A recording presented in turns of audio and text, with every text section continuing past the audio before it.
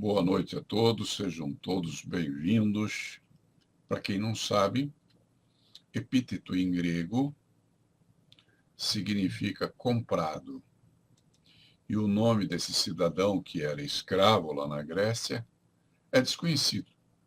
Ele continua nos dias de hoje a ser chamado de epíteto, que significa apenas comprado, o nome que se dá a um escravo. Dando continuidade ao nosso trabalho aqui, vamos à primeira citação. Para que possa manter a coerência para com esta filosofia de vida, é preciso que aprenda a medir os outros da mesma forma que medem a si mesmos. Quando morre o filho de alguém, é comum que se diga: essas coisas acontecem. Mas quando morre seu próprio filho, essa mesma pessoa dirá: ai de mim, aconteceu-me uma desgraça. Procure ser coerente e evite agir dessa forma. Não é possível que tenha dois pesos e duas medidas. Da mesma forma que medir a seu semelhante, meça a si mesmo. Fica fácil distinguir entre as coisas que dependem de você e as que não dependem. Basta perceber que as coisas que dependem de você são todas ações interiores, e as que não dependem de você são todas as ações exteriores. São ações interiores, seus pensamentos, suas opiniões, seus desejos, suas inclinações e suas aversões, e as coisas que você pode fazer a partir disso. Aí elas se tornam, como é que diria, manifestações exteriores daquilo que ocorre no seu interior.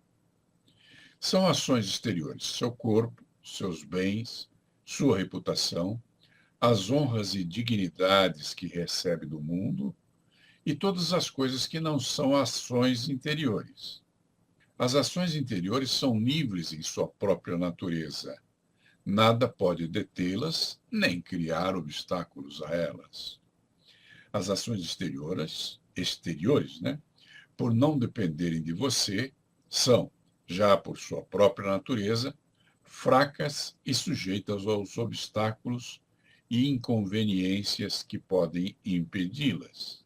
Você não tem o direito de julgar o que ocorre com suas ações exteriores como sendo fatos bons ou maus, porque não cabe a você julgar o que ocorre às coisas que não lhe pertençam. Como exemplo, considere seu corpo. Se você está obeso ou doente, utilize o que lhe pertence, que é o seu pensamento, sua vontade e as ações que você pode fazer a partir de seu pensamento e de sua vontade, para fazer tudo o que dependa de você para tornar-se mais sadio e magro, se necessário. Depois de feito tudo o que depende de você, relaxe e entregue a Deus, pois fez o que tinha que fazer. Agora as leis da natureza agirão a partir daí, já que a partir desse ponto, nada mais depende de você. Nada do que ocorre ou que não lhe pertence pode ser bom ou mal. É simplesmente indiferente, porque você não consegue mudar isso, né? E se você não consegue mudar, por que insistir? Por que dedicar tempo a uma tarefa inglória? As pessoas que julgam o que ocorre com as coisas que não lhe pertencem vivem aflitas e perturbadas, enfrentam obstáculos e vivem a se queixar. Agora vamos a um comentário. Essa historinha vocês talvez já tenham ouvido, porque já surgiu várias vezes na internet. Um homem tinha um cavalo e seu cavalo sumiu. Todos os vizinhos da vila onde ele morava vieram vê-lo e lhe disseram: puxa, você é um azarado, seu cavalo sumiu. E o homem respondeu: talvez. O povo contestou: o cavalo sumir é um grande azar. Passaram-se uns dias e o cavalo retornou e trouxe uma dúzia de cavalos selvagens com ele.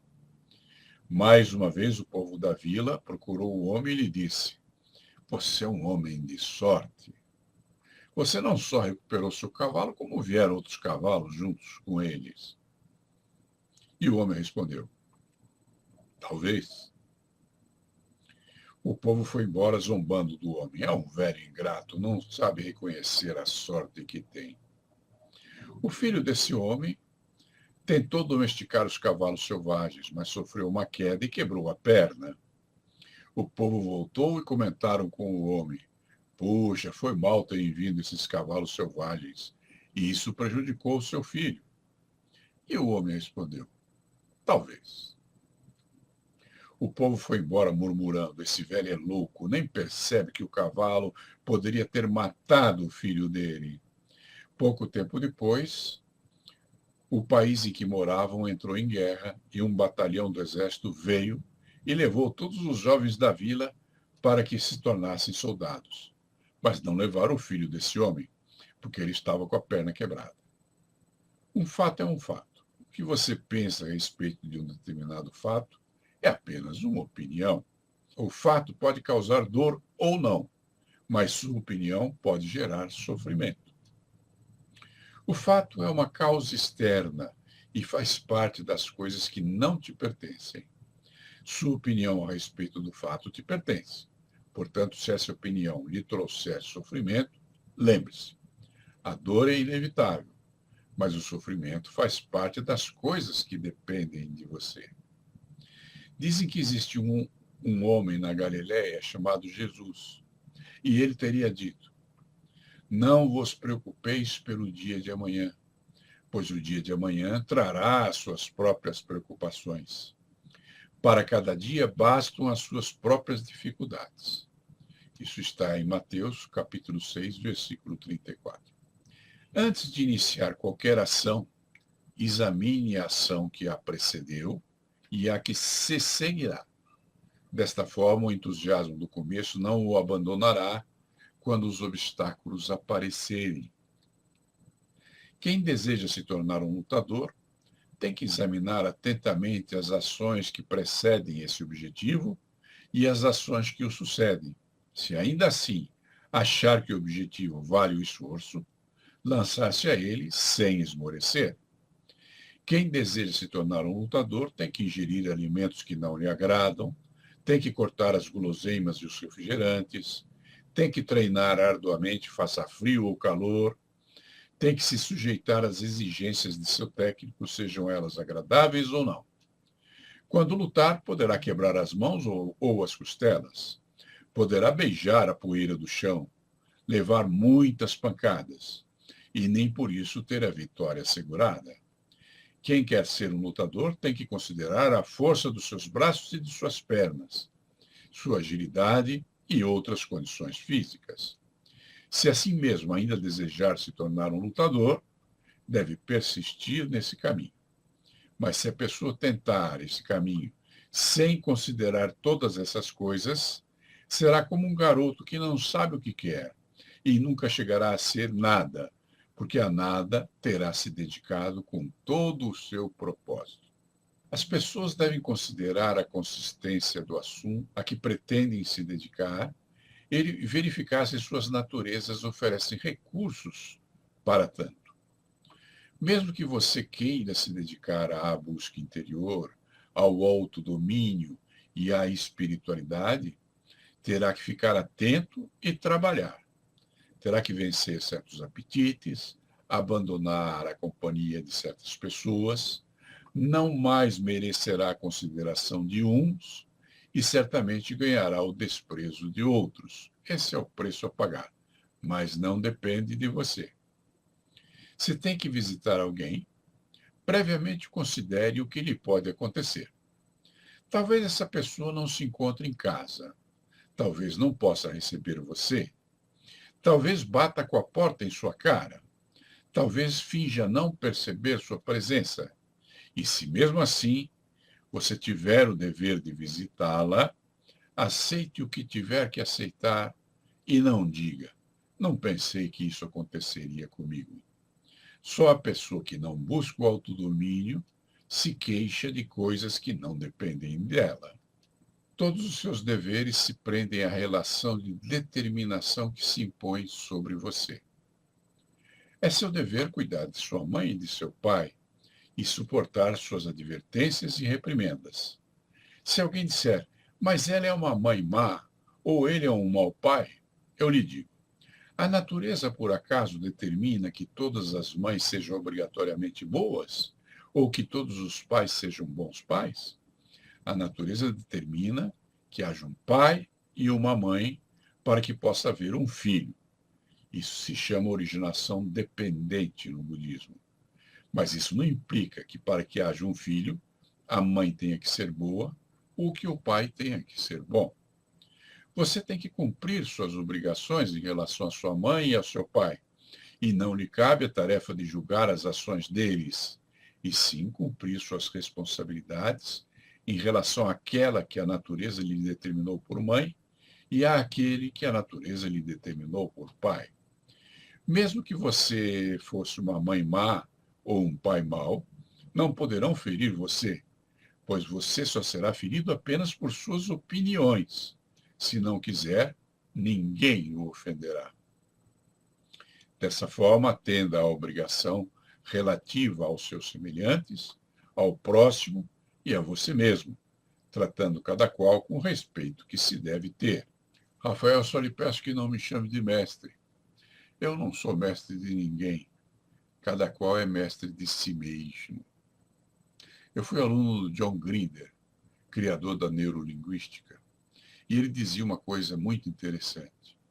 Ele dizia, não existe aquele que ensina, só existe aquele que aprende. Todo mundo é mestre de si mesmo e ninguém é mestre de mais ninguém a não ser de si próprio. Aqui vem uma pergunta do Mac.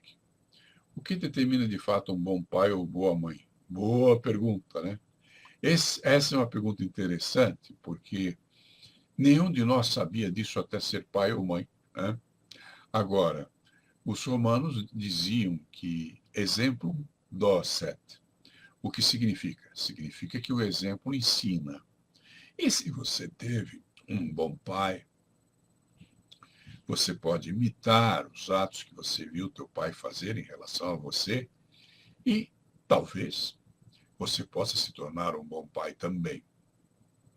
Se você teve uma boa mãe e você é mulher, quando tiver um filho ou uma filha, você poderá ser uma mãe razoável para o filho ou a filha, imitando os gestos que sua mãe fez.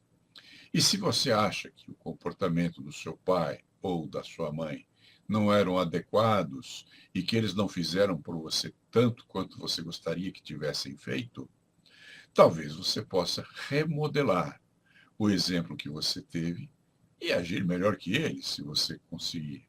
Ok? É interessante essa definição de bom ou mal, né? Porque ela é muito relativa. Difícil saber o que é bom e o que é mal. O Mac disse que me chama de mestre em respeito à iniciação que ele teve nas artes marciais em 1980.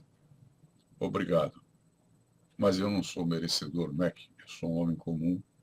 E se eu fui um professor razoável de artes marciais, isso se deve ao fato que eu sou uma pessoa que tentou fazer o melhor, tentou cumprir o seu dever. E nada mais que isso. Tá bom?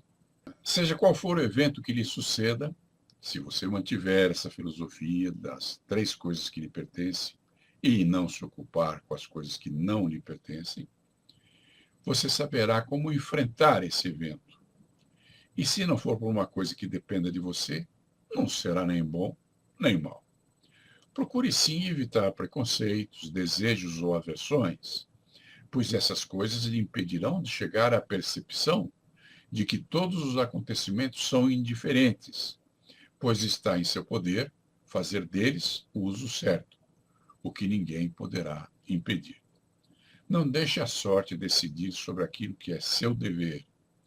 A sua reputação não lhe pertence, pois depende das opiniões de outras pessoas. E há pessoas que se divertem destruindo a reputação de outras. Por isso que há tantas fake news na internet, né?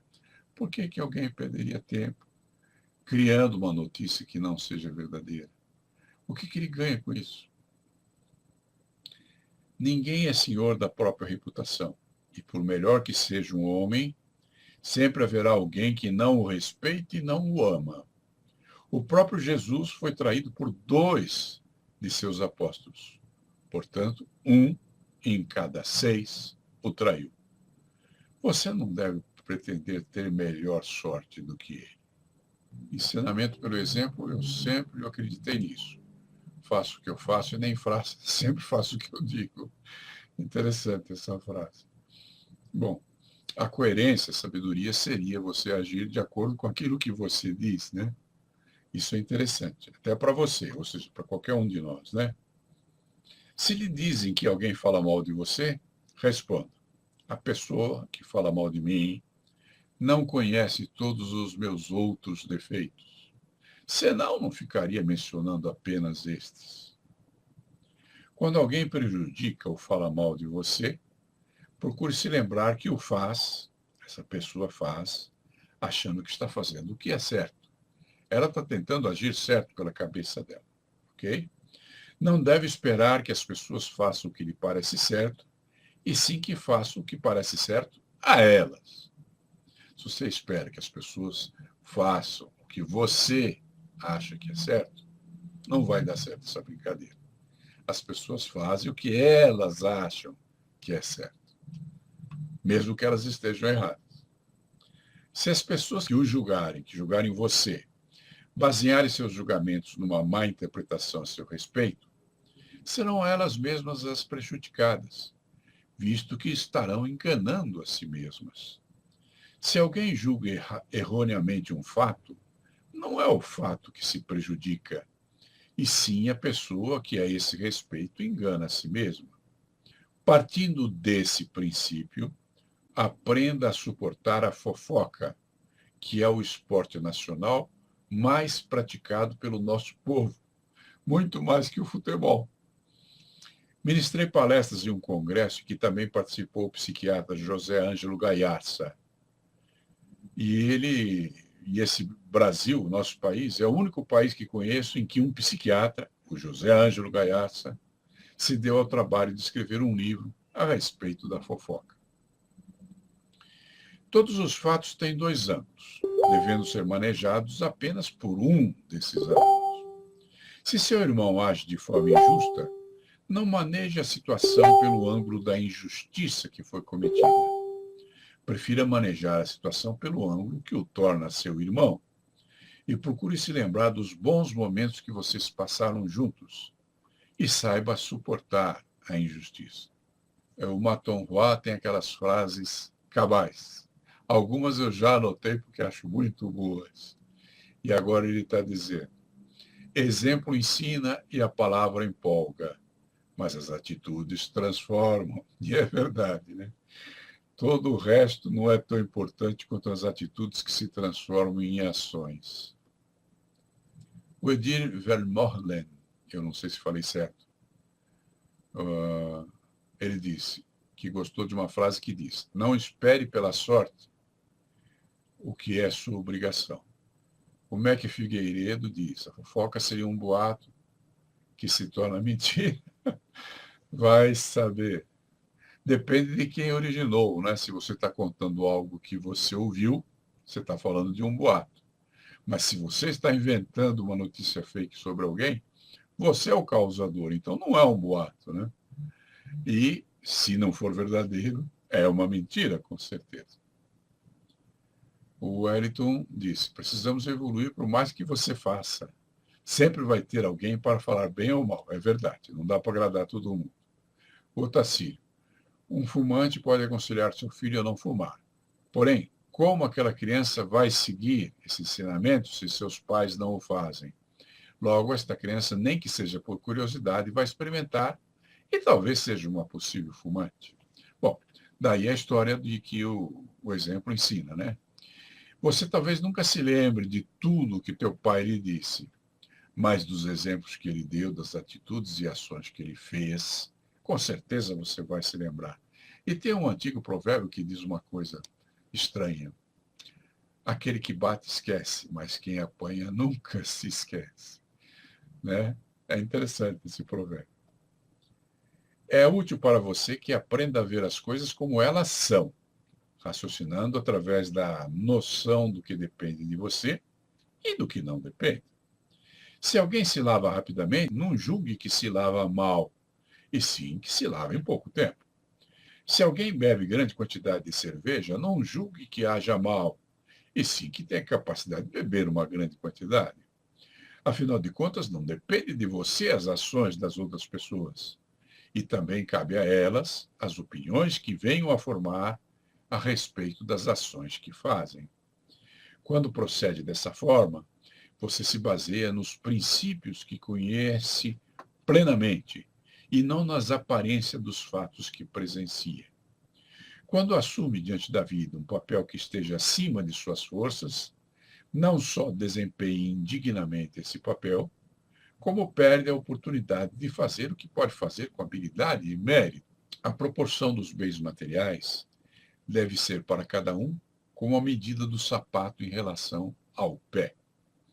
Procure se lembrar dos anões morais da política brasileira e dos sapatos do pateta. Imagine esses políticos usando aqueles sapatões. Não é ridículo? Não dá vontade de rir? Você dificilmente se moveria livremente se seus sapatos fossem maiores do que as necessidades de seus pés. Quando você se contenta com pouco, não se excede. Mas se passa desse ponto, é arrastado cada vez mais por suas ambições até um precipício. Da mesma forma que os adornos de um sapato podem ser tão sofisticados que se perca de vista a sua função de proteger o pé, não há limites para aquilo que excede as medidas.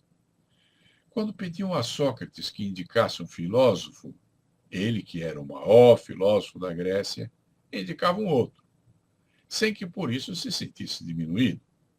Se alguém disser que você não sabe nada, não se perturbe com isso.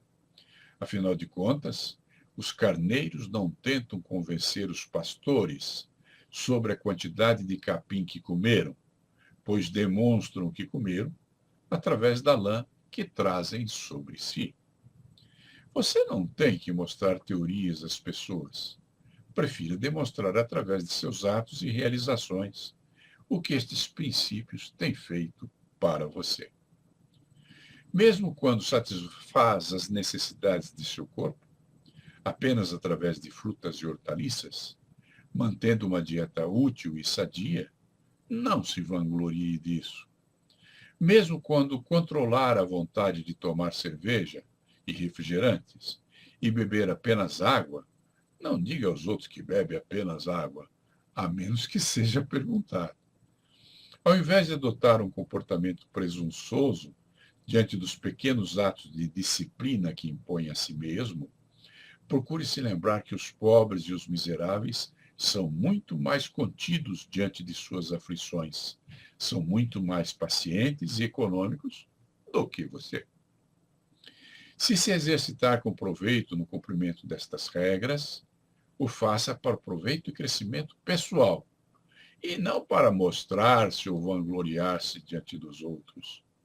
Considere as privações que impõe a si mesmo como exercícios de autodisciplina, e não como alarde diante do mundo.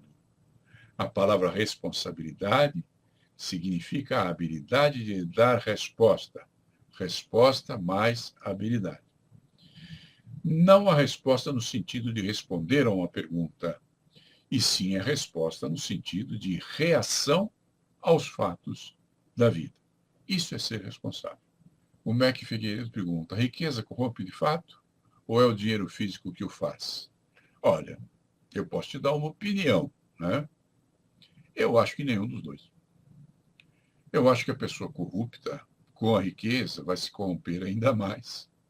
Se a pessoa for boa, talvez a riqueza seja nobre em suas mãos e talvez lhe enseje a oportunidade de ajudar mais do que vem fazendo quando não tem esses recursos. O MEC fala: o pobre ajuda o próximo bem mais do que o rico. O que pode ser dito sobre isso? É senso de humanidade? Bom, eu acho que quem nasceu com a propensão de ajudar o próximo vai ajudar. E que esse negócio de ser rico ou pobre é mera contingência, ok? Eu diria, talvez, de outra forma essa frase. O rico tem mais oportunidades de ajudar o próximo do que o pobre. E talvez não esteja usando todas as oportunidades que tem. Podemos nos lembrar de um poeta árabe, Gibran Khalil Gibran. Então, Gibran Khalil Gibran dizia: não dais quando dai de vossas posses, apenas quando dais de si mesmo é que realmente dais. E isso pode responder a pergunta do MEC. Ou seja, o pobre, mesmo tendo menos condições, às vezes ele é mais solícito, é mais prestativo, ele ama mais o seu próximo e o seu semelhante e procede de maneira correta. Agora, pessoas que não procedem de maneira correta não é porque sejam ricas ou pobres, é porque não se educaram, não têm autoconhecimento, não descobriram a sua missão de vida. Aliás, foi bom eu me lembrar disso. Criei ontem um novo curso, que custa apenas R$ 30. Um curso que custa menos que uma pizza, pelo menos das boas. E esse curso é um curso que se chama Como Encontrar Sua Missão de Vida. Ok? Amanhã, quando eu estiver respondendo aos comentários de vocês, eu vou incluir o link desse curso lá. E procurem ver, porque é muito interessante. O que acontece com essa história de missão de vida? Pense, você vai para um país estrangeiro e quando você desce do avião, você perde a sua memória e não se lembra mais por que você está lá. Que coisa horrorosa, não é? Mas há coisas que são mais horrorosas do que essa. E o que é mais horroroso do que isso? É você ter vindo para esta vida e não ter trazido o manual de instruções. É você estar aqui e não saber qual é a sua missão de vida. Agora pense o que vai acontecer com a tua vida quando você encontrar a sua missão. Tudo vai ter sentido, as coisas vão estar nos lugares adequados e você vai perceber o que tem que fazer e o que tem que deixar de fazer. Olha que maravilha! E você pode encontrar isso gastando apenas R$ 30, que é o preço de uma pizza. Tá bom? Então eu vou deixar o link amanhã na resposta a vocês. Otacílio, como saber que estamos excedendo o limite de nossas ambições? Ser humilde demais não seria algo que não seria bem visto no mundo atual, que vive no consumismo? Sim, de fato. Se você for humilde, você vai arranjar um monte de inimigos, sem falar nas pessoas que querem usar você, tá? Agora, é interessante essa história de exceder o limite. Eu estava num dos cursos do John Grinder, né, que foi o criador da neurolinguística, e alguém mencionou quando que o suficiente é o suficiente. Boa pergunta, né? Eu não sei nem como é que você responderia. Eu tenho poucas necessidades. A minha esposa tem mais. E não é porque ela tenha mais pés, mas ela tem mais sapatos do que eu, né? Então a conclusão é, se ela tem os mesmos 2 pés que eu, por que ela precisa de mais sapatos? Não me pergunte. Mas ela precisa, tá? Ela tem um lado do nosso armário cheio de sapatos e os meus ficam pelos cantinhos. Eu tenho um que eu uso, enquanto não gastar, não pego outro, mas já ganhei outro que já está lá aguardando piores ou melhores dias, sei lá.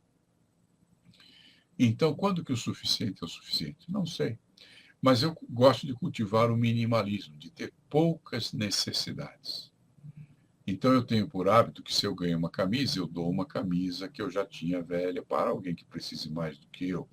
Até porque meus armários não cabem mais. Você nunca acordou de madrugada ouvindo um barulho estranho dentro do armário? Eu vou lhe contar o que é. São as suas roupas caindo de moda. Então, meu querido, não precisa ter tanto, né? Existe aquela lenda, vocês já devem ter ouvido, é uma história muito famosa, de um rei que procurou o homem mais feliz do seu reino, porque um mago tinha dito a ele que se ele usasse a camisa desse homem mais feliz, ele também se tornaria feliz.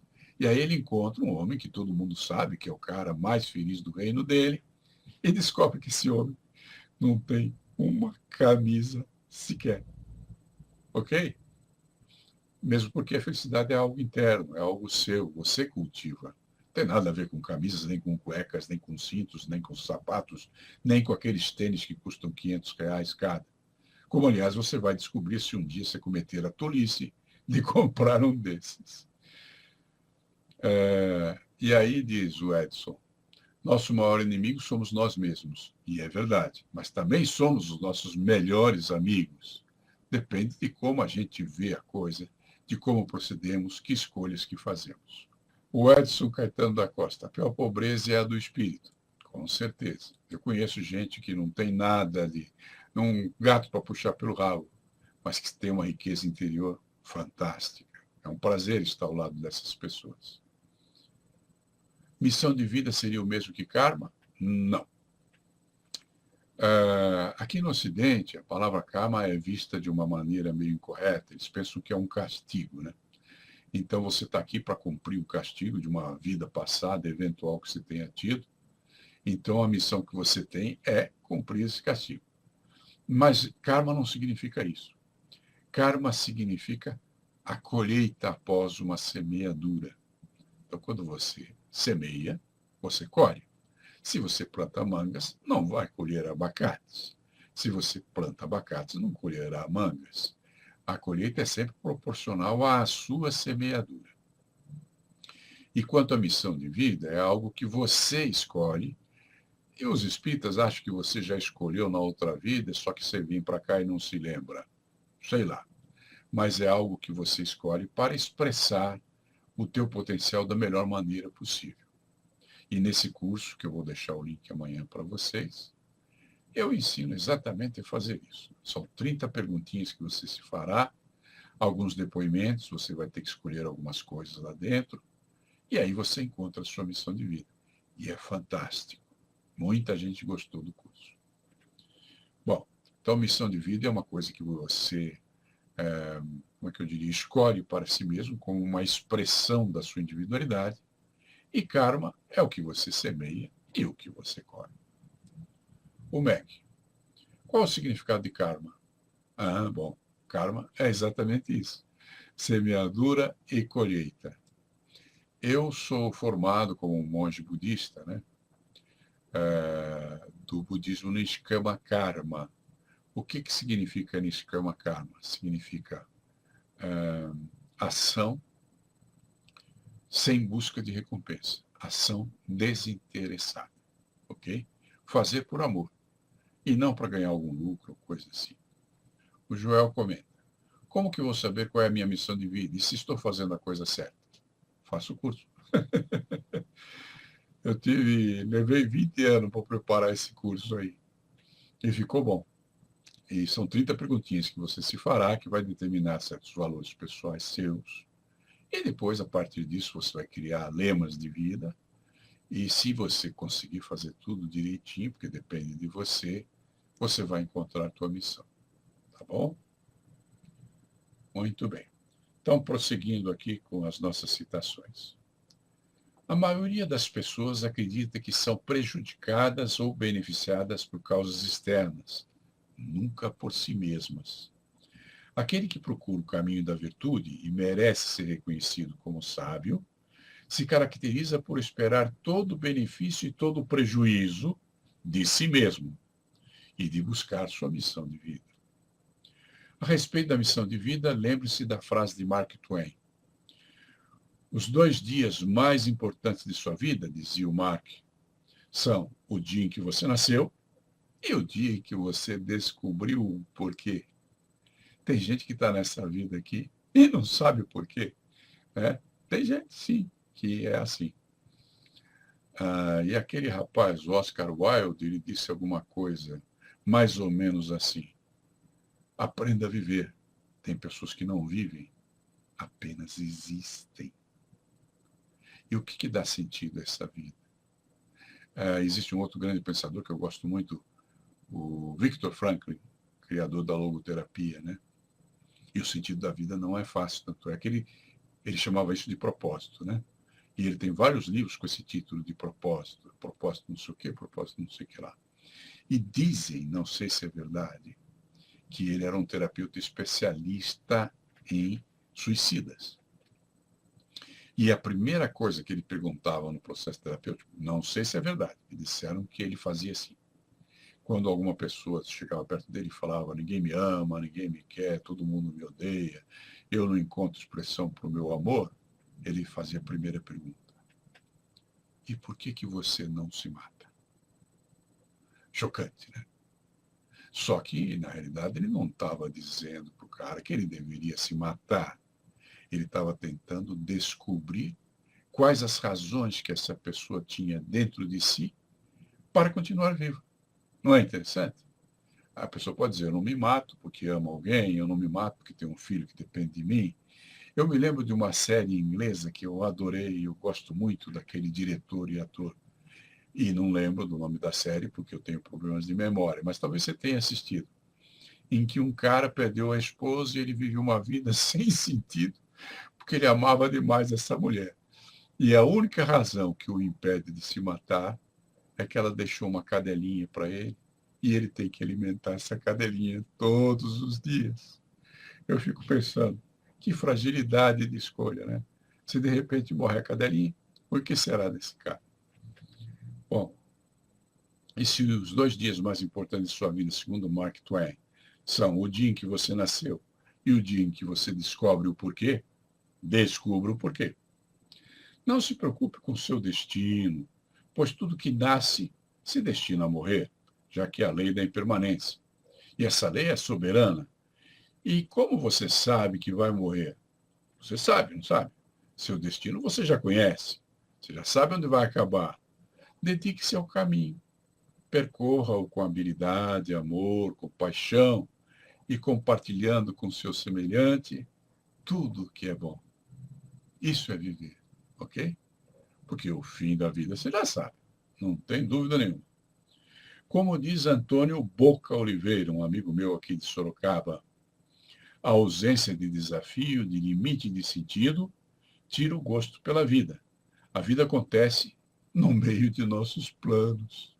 Que interessante. Né?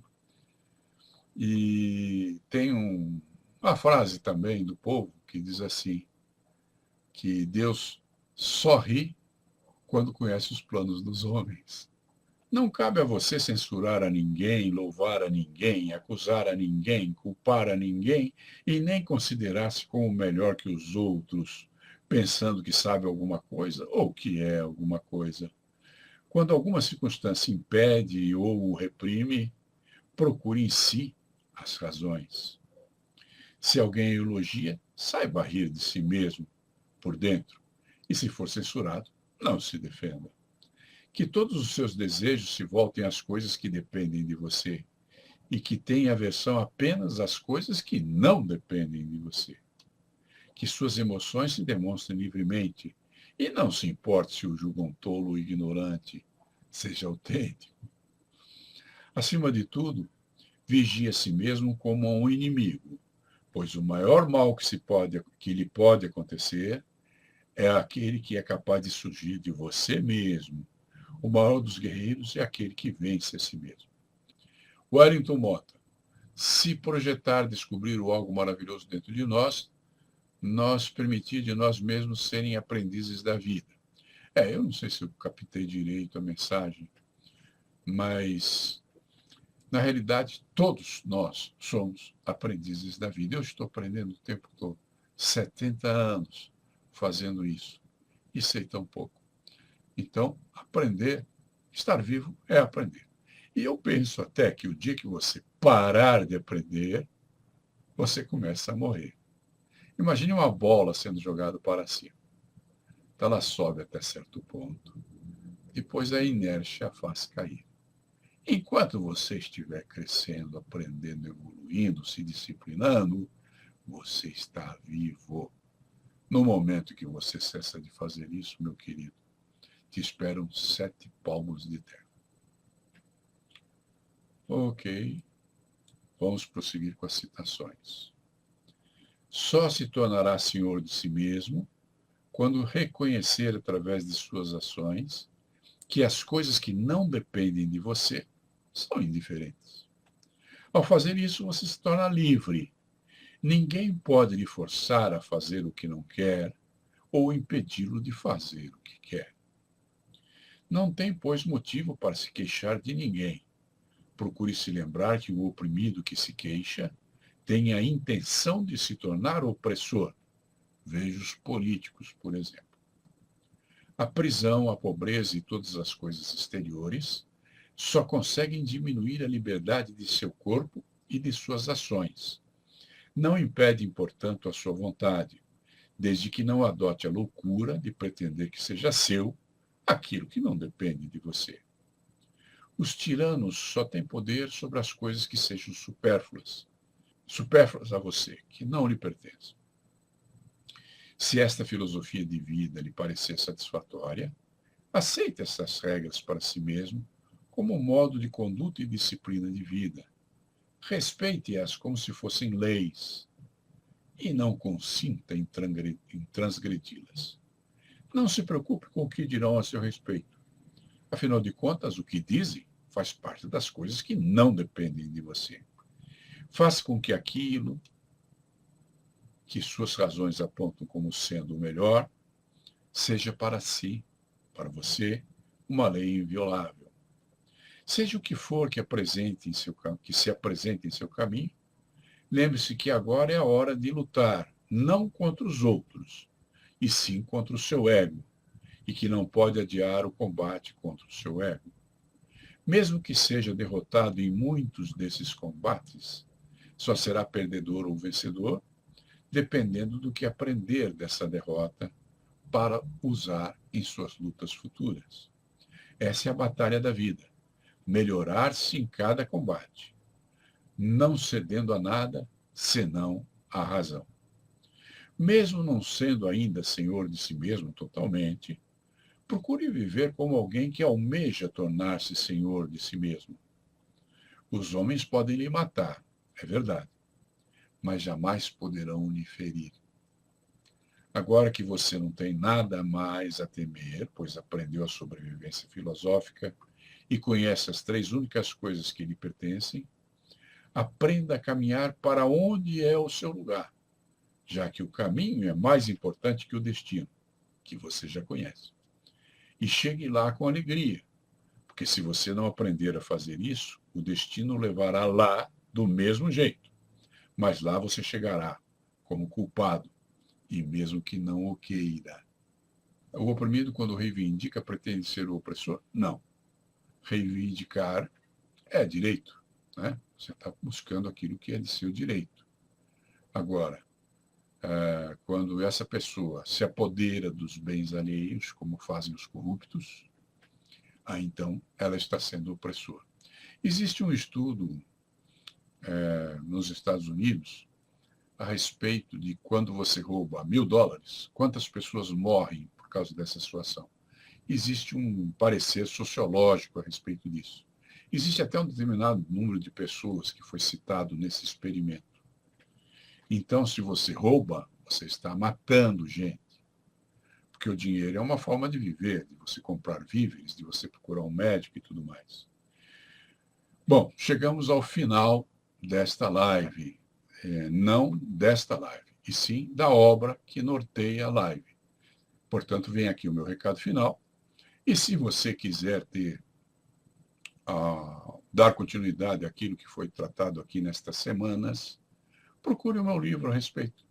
Amanhã, quando eu comentar os comentários de vocês lá no site, eu vou citar o nome do livro e quem quiser pode adquirir.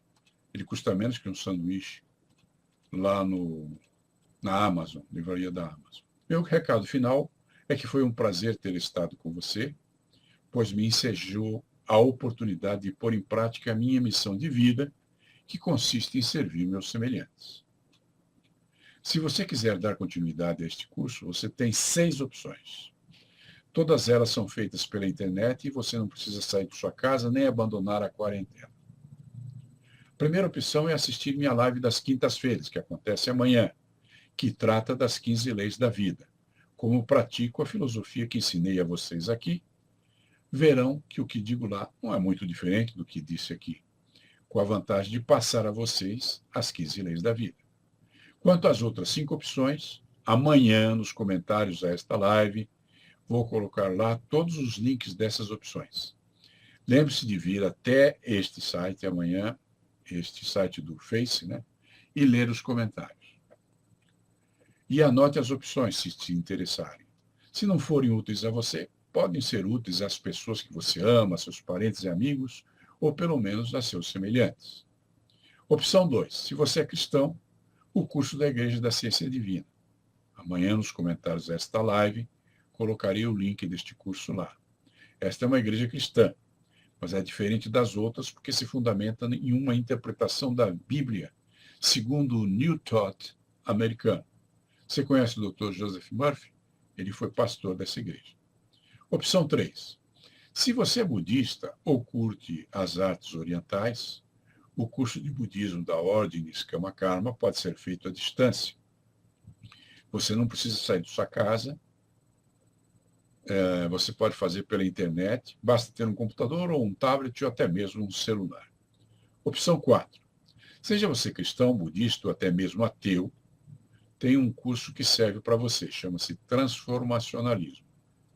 Preparei esse curso por insistência de amigos, que sabendo que eu tive uma origem humilde, que não conheci meu pai, que trabalhei de servente de pedreiro com 7 anos de idade, e que tive 2 carteiras de trabalho de menor, e mesmo assim consegui me formar em faculdade, me tornar professor universitário e escritor, esses amigos me pediram que criasse um curso a respeito disso.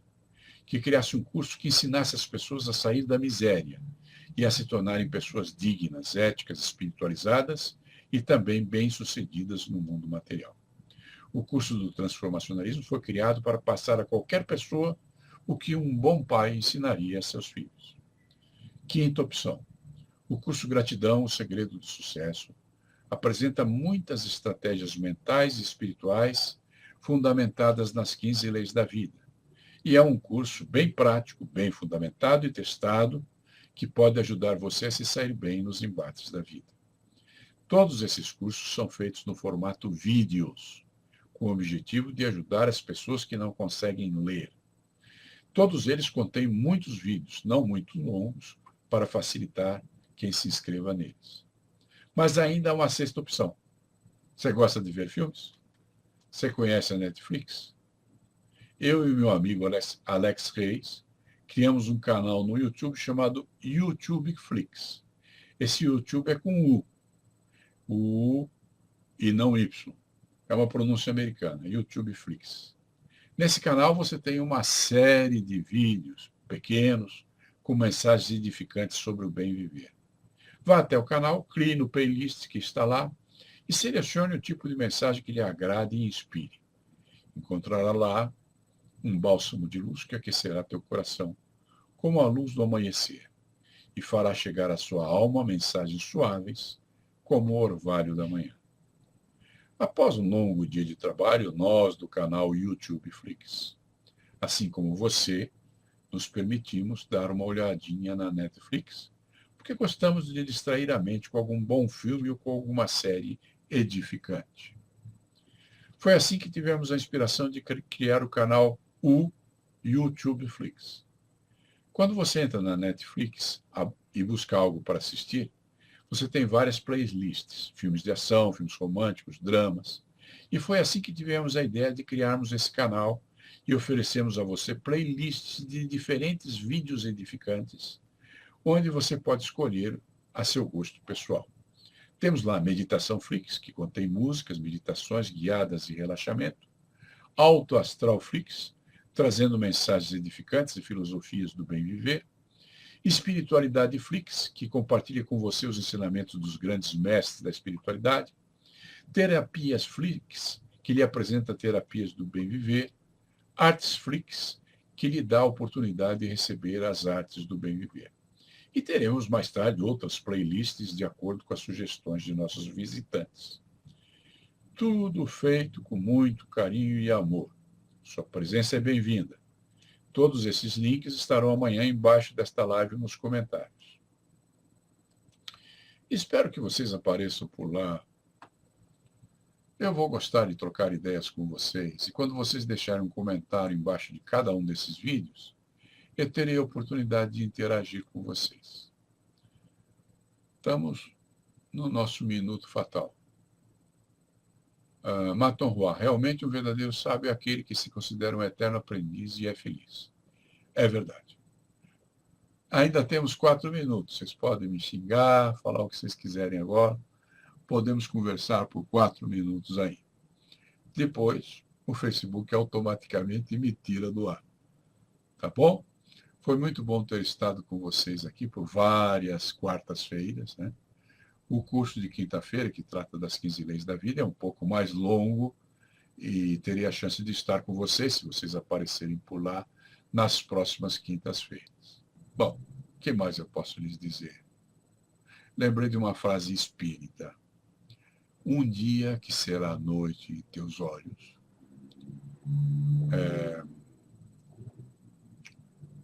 deixarás pratos cheios e móveis abarrotados para a travessia da grande sombra. Entretanto, não viajarás de todo nas trevas, porque as migalhas de amor que tiveres distribuído estarão multiplicadas em tuas mãos, como bênçãos de luz. Quem escreveu essa poesia foi a Alta de Souza, uma moça lá do Nordeste, já falecida há muitos anos. E eu, quando tinha memória, decorei milhões de poesias. Depois eu perdi a memória e perdi todas as poesias. A única que me restou foi essa. E ela tem uma mensagem surpreendente, né? A ideia é trilhar o caminho do bem. Se você trilha o caminho do bem, tudo está bem. Eu sou um homem simples, não sou melhor que você. E espero que eu também não seja pior que você. Então, eu pude compartilhar com você esses textos que eu escrevi num livrinho que você acha lá na Amazon. Amanhã eu ponho o link lá para vocês. É um livrinho barato, custa menos que um sanduíche da McDonald's. E você vai recordar tudo que eu disse, não os meus comentários, mas o texto com as citações que eu li para você, tá bom? E eu escrevi isso para o meu filho mais velho quando ele entrou na faculdade, dando conselhos que teriam sido dados pelo epíteto e que eu apenas modernizei, né? Adequando à vida moderna.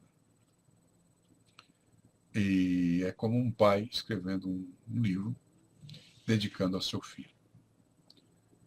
E espero que tenha tido proveito para você e que você o compartilhe com os teus filhos, com as pessoas que você ama, e que torne o teu caminho por esta vida um pouquinho mais fácil, mais útil e mais feliz. Muito obrigado pela presença sua. E se puder, quero te ver aqui amanhã. Obrigado, gente.